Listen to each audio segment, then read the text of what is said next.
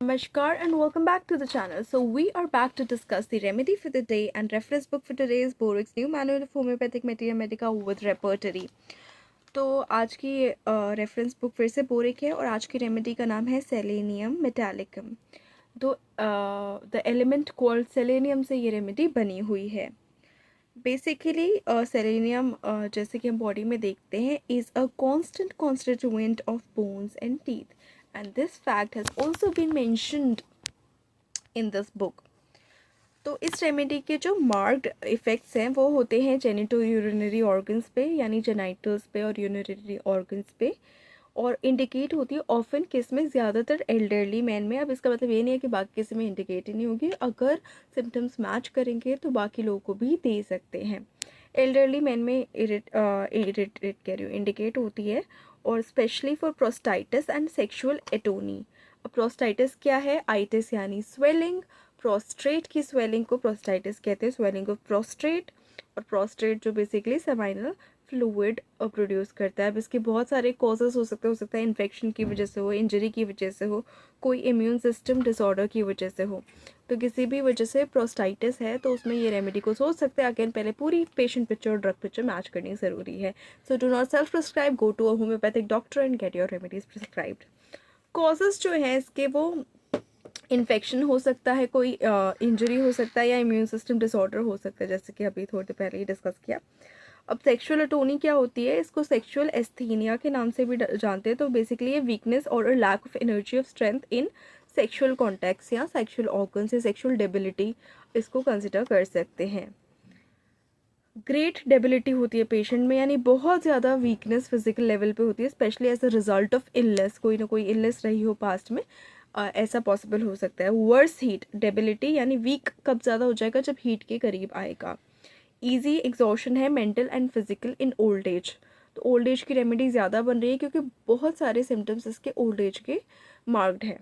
Debility after exhausting diseases, yes, कोई भी exhausting disease रही हो जैसे कि ट्यूबरक्यूलोसिस, कैंसर, न्यूमोनिया, बहुत ज़्यादा जो एनर्जी कंज्यूम कर लेती है बॉडी की, जिसको हील होने के लिए बॉडी को अपनी एनर्जी बहुत एक्सपेंड करनी पड़ती है, तो वो इसमें कंसिडर कर सकते हैं इस रेमेडी को। माइंड देखें इस पेशेंट का तो इसमें मोस्टली लैसेविशियस थॉट्स रहते हैं। अब लैसेविशियस थॉट्स कोई भी पेशेंट ऐसे तो बताएगा नहीं कि जनरली ऐसे नहीं बताता कि I am dwelling on these thoughts, मेरे को ऐसे विचार आते हैं। बिकॉज लैसेविशियस का अर्थ है फीलिंग और revealing and overt sexual interest और डिज़ायर इन ओपन वे। कोई भी सेक्सुअल इंटरेस्ट या डिज़ायर शो होती है तो nobody is going to tell, mostly patients नहीं बताएंगे। बट मैं अर्ज भी करूँगी यदि ऐसे कोई थॉट्स आपके दिमाग में कॉन्स्टेंटली बने रहते तो please do let your doctor know, because it helps in remedy prescription. लेकिन अगर नहीं भी बताते हैं तो कुछ कंसल्टेशंस के बाद you get to realise that what kind of thought process the patient is going through, and it may not be a deliberate attempt to think such aspects of the world or the sexual sphere। वो naturally भी उस patient का mind जो है उन sexual sphere में dwell कर सकता है। so yes, फिर लैशविशियस थॉट्स है, लेकिन यहाँ पे एक चीज़ मांग दो विद इम्पोटेंसी है। पेशेंट इम्पोटेंसी के साथ साथ ऐसे थॉट्स पे ड्वेल करता है, और यदि ये गाइडिंग फीचर मिलता है तो आप इस रेमेडी को 100% कंसिडर कर सकते हैं यदि पूरी ड्रग पिक्चर डेफिनेटली मैच हो रही है तो। इस पेशेंट में को कोई भी मेंटल लेबर, कोई भी ऐसा काम देंगे जहाँ मेंटली बहुत ज़्यादा यूज़ होना पड़ेगा, बहुत ज़्यादा कैलकुलेशन का काम या कुछ भी, तो वो फेटीग कॉज कर देगा, वो उसको थका देगा। मेंटल लेबर फेटीग्स यानी कुछ भी ऐसा काम जिसमें कैलकुलेशंस इन्वॉल्व हो सकती हैं, या फिर मेंटली कुछ याद करने का काम दे देंगे, या मेंटली किसी चीज़ को ट्रांसलेट करना पड़ रहा है या ग्रास्प करना पड़ रहा है या बहुत ज़्यादा कॉन्सेंट्रेट करना पड़ रहा है, तो वो उसके लिए एक टायरिंग प्रोसेस होता है। और ये जनरली आप हो सकता है कोई अटेंडेंट बता दें या पेशेंट खुद भी बता सकता है कि ये ज़्यादा मुझसे ये काम नहीं होता, मैं थक जाता हूँ। एक्सट्रीम सैडनेस हो सकती है पेशेंट को, एब्जेक्ट डिस्पेयर, अनकॉम्प्रोमाइजिंग मेलेंकली। बहुत ज़्यादा टेरिबल और विदाउट होप हो सकता है पेशेंट, विदाउट एनी प्राइड और respect for your self, abject हो सकता है, बिल्कुल इतनी सैडनेस हो सकती है कि अपने लिए कोई रिस्पेक्ट ही नहीं बची, जो जो कह रहा है कह जाओ, पर मैं तो दुखी हूँ। फीलिंग ऑफ सैडनेस रहती है और बहुत समय समय तक उदास रहता है, बहुत समय तक उदास रहता है ये पेशेंट। अब आते हैं इसकी हेड के सिम्टम्स पे। तो hair falls out, pain over the left eye हो सकता है इस पेशेंट में, जो कि वर्स है walking in sun, strong odours and tea. इन चीज़ों से वर्स हो रहा है पेन ओवर लेफ्ट आई, तो ये रेमेडी कंसिडर कर सकते हैं। गाइडिंग सिम्टम है तो इसको नोट करना चाहिए। Scalp feels tense, headache from tea drinking. अब ये थोड़ा सा अलग सिम्टम है और ये याद भी रहेगा, बिकॉज जनरली जब सर दर्द होता है लोग चाय पीते हैं जनरली कि भाई सर दर्द ठीक हो जाए, लेकिन इस पेशेंट में क्या होगा, हेडेक शुरू हो जाएगा यदि वो चाय पीता है, तो टी से इसकी कंप्लेंट्स वर्स हो रही हैं। यस, तो लव फॉर टी तो कहीं नज़र नहीं आएगा फिर, या फिर पसंद भी होगी तो पी भी नहीं पाएगा, क्योंकि कंप्लेंट्स इसकी इंक्रीज होती हैं। थ्रोट में इंसिपिएंट ट्यूबरकुलर लारिंजाइटिस के केसेस में इसको यूज़ कर सकते हैं। अब इंसिपिएंट यानी ये स्टार्ट हो रही है, स्टार्टिंग है ट्यूबरकुलर लारिंजाइटिस, लैरिंग्स की इन्फ्लेमेशन है, क्यों, ट्यूबरकुलर ओरिजिन के कारण, यानी कोई एक ये बेसिकली ट्यूबरकुलर लारिंजाइटिस एक रेयर इन्फेक्शन है that occurs when tuberculosis spreads from lungs to the larynx. Nodule like growth in larynx हो जाती है, होर्सनेस पेशेंट में हो जाती है। तो एक ये है कि बहुत बार, कभी कभी, मतलब बहुत बार नहीं, कभी कभी ऐसा कुछ, because I remember my one case from my first job.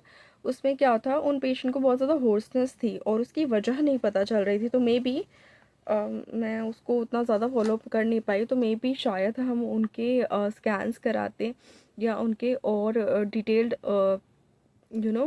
चीज़ें लेते, तो हो सकता है कोई ना कोई ट्यूबरकुलर एस्पेक्ट हो, मे बी पॉसिबल हो सकता था, या हो सकता है कोई अंदर कोई नोड्यूल हो सकता था, या कोई ना कोई ऐसी चीज़ हो सकती थी।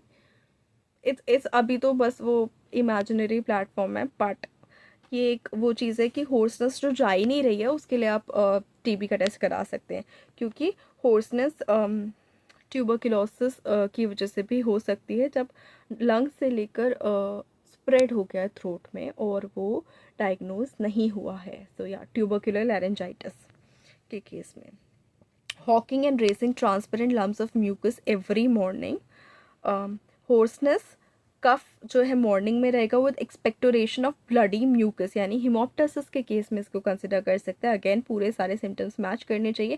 देन होर्सनेस ऑफ सिंगर्स, जो गाते गाते जिनका गला बहुत ज़्यादा ओवर यूज़ हो जाता है, ओवर गाने से, ओवर यूज़ ऑफ थ्रोट से कोई इन्फ्लेमेशन या किसी भी वजह से होर्सनेस है, तो वहाँ पे ये यूज़ कर सकते हैं। Very clear starchy mucus patient में देखने को मिल सकता है, यानी एक तो क्लियर भी है और साथ में स्टार्ची म्यूकस भी है। Starchy mucus basically thick mucus होता है जो कैटाहार कंडीशंस में प्रोड्यूस होता है, जैसे कि इन्फेक्शन हो गई, एलर्जी हो गई और लंग डिजीज़ हो गई। इन केसेस में स्टार्ची म्यूकस देखने को मिल सकता है। फिर आते हैं, और ये वाला जो इसका hoarseness of singers, very clear starchy mucus, ये स्टैनम मेटालिकस से कंपेयर किया गया है सिम्टम, इसीलिए कहते हैं सेल्फ प्रिस्क्रिप्शन नहीं करना, बिकॉज एक ही सिम्टम बहुत सारी रेमेडीज़ में दिया हुआ है, तो आपकी कंप्लीट पिक्चर लेके होम्योपैथिक डॉक्टर कोई भी मेडिसिन प्रिस्क्राइब करेगा। स्टमक के सिम्टम्स पर जब हम आएंगे तो इस पेशेंट में desire for brandy and other strong drinks हो सकती है, मार्क्ड सिम्टम है ये। स्वीटिश टेस्ट हो सकता है पेशेंट का माउथ में। हिकफ एंड इरेक्टेशंस आफ्टर स्मोकिंग, यदि वो स्मोक करता होगा तो उसको डकारें आती होंगी और हिचकियाँ आती होंगी। After eating pulsation all over specially in the abdomen, ये थोड़ा पेक्यूलियर सिम्टम हो सकता है, क्योंकि हर किसी को खाने के बाद एकदम पल्सेशन नहीं होने लग जाती पूरी बॉडी में और एब्डोमेन के ऊपर भी। तो यस, अगर ये है तो then definitely selenium metallicum consider करनी चाहिए। अगेन पूरी ड्रग पिक्चर मैच होनी चाहिए पेशेंट पिक्चर के साथ। एब्डोमेन में आए तो क्रॉनिक लिवर इन्फेक्शंस के केस में लिवर जहाँ पे पेनफुल रहती है, इनलार्ज रहती है with a fine rash over the liver region. Guiding symptom है लिवर पेनफुल है, इनलार्ज है, लेकिन साथ साथ फाइन रैश है over the liver region. Abdominal examination में आप ये देख सकते हैं। स्टूल कॉन्स्टिपेटेड है, हार्ड है, अक्यूमुलेटेड इन द रेक्टम यानी उसको डिफिकेट करने में बहुत प्रॉब्लम होगी क्योंकि हार्ड स्टूल है और कॉन्स्टिपेशन है। अब आते हैं यूरिनरी सिम्टम्स के ऊपर। Sensation at the tip of urethra होती है as if a biting drop was forcing its way out. Involuntary dribbling, dribble होता रहता है और उसको थोड़ी सी पेनफुल सेंसेशन बनी रहती है कि कोई ना कोई यूरिन का ड्रॉप बाहर निकल रहा है, मतलब क्योंकि वो निकल भी रहा है, क्योंकि इनवॉल्युंटरी ड्रिबलिंग भी है पेशेंट में। ओल्ड एज के ये सिम्टम्स भी होते हैं बहुत लोगों में, तो यस ओल्ड एज की मेडिसिन है ये सेलेनियम मेटालिकम। मेल में dribbling of semen during sleep, spermatorrhoea के केस में इसको यूज़ कर सकते हैं। स्पर्मेटोरिया बेसिकली एक मेडिकल कंडीशन है जहाँ पे involuntary and excessive release of semen without an erection और ऑर्गेज्म होता है, और इस केस में ये रात को होता है ड्यूरिंग स्लीप।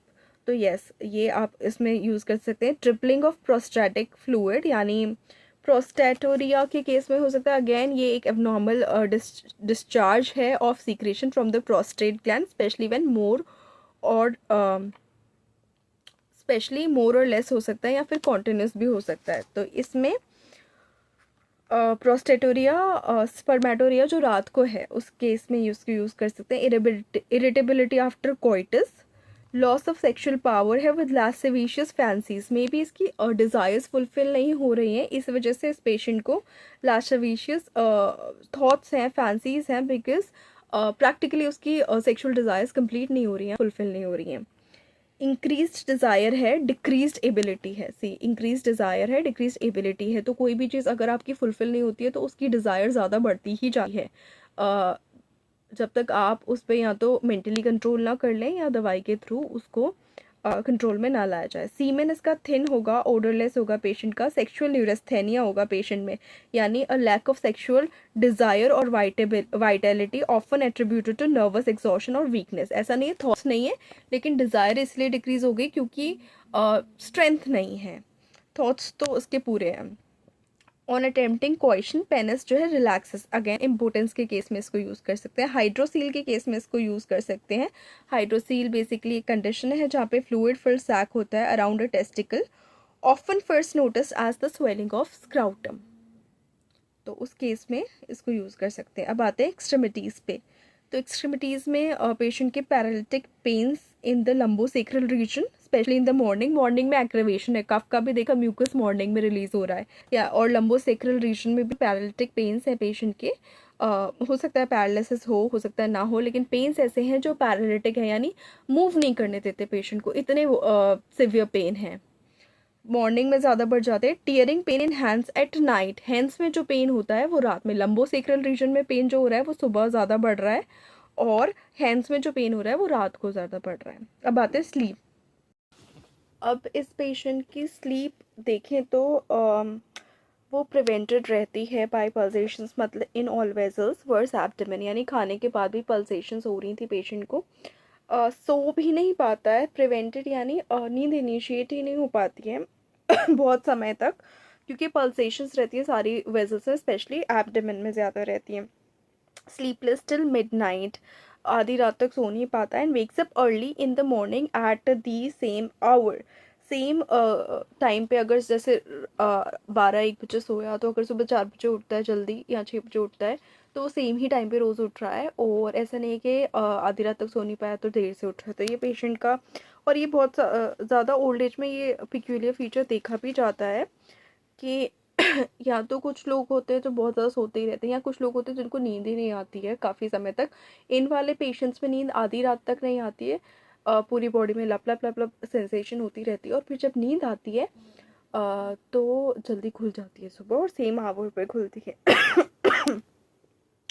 स्किन पे आते हैं इस रेमेडी के, तो वो ड्राई स्केली इरप्शंस होते हैं पाम पे विद इचिंग। सोरियासिस पाल्मारिस जो है होती है इस पेशेंट में। सोरियासिस पाल्मारिस को पाल्मोप्लांटर सोरियासिस के नाम से भी जाना जाता है। वो बेसिकली एक क्रॉनिक इन्फ्लेमेटरी स्किन डिजीज़ है जिसमें स्केली फ्लेकी डिस्कलर्ड पैचेस हो जाते हैं पाम्स और सोल्स पे। तो उस कंडीशन में इसको कंसिडर किया जाता है। अगेन सारे ड्रग पिक्चर मैच होनी चाहिए पेशेंट पिक्चर के साथ, ऐसे ही नहीं देना एक ही सिम्टम पे। Itching around the ankles and folds of skin between fingers ही रहता है. Hair falls out from brows, beard and genitals. Hair fall इसमें वैसे भी है, और इसमें क्या कहते हैं, ब्रोज, बियर्ड और जेनाइटल्स पे से हेयर वैसे भी गिर रहे हैं. इचिंग है around finger joints and between fingers in palms. Scabies के केस में इसको कंसिडर कर सकते हैं, क्योंकि सिमिलर सिम्टम्स उस डिजीज़ में भी होते हैं. Vesicular eruptions between fingers. अब ये जो सिम्टम दिया हुआ है सेलेनियम का, ये कंपेयर किया गया रस्टॉक से, एनाकार्डियम से. उसमें भी सिमिलर सिम्टम होता है, पर उसका एग्रेवेशन, अम्यूलरेशन क्या क्या होता है, कैसे बढ़ता है, कैसे घटता है, वो चीज़ें अलग होती हैं. इसीलिए please do not self prescribe and go to homoeopathic doctor and get your prescription done. Seborrhoea oleosa के केस में इसको यूज़ किया जाता है. अब ये क्या है, ये basically a greasy condition of skin है, जो कि कॉज होती है by excessive secretion of sebaceous glands. तो सेबेरिया ओलोजिया के केस में इसको यूज़ किया जा सकता है. Comedones with an oily surface of skin, blackheads, whiteheads के केस में इसको यूज़ किया जा सकता है, जहाँ स्किन जो है ऑयली हो. एलोपेशिया यानी हेयर पैचेस, हेयर फॉल के पैचेस बन गए हों बॉडी पे कहीं भी, एक्ने के केस में इसको यूज़ किया जाता है. अब मोडालिटीज़ क्या है इसकी.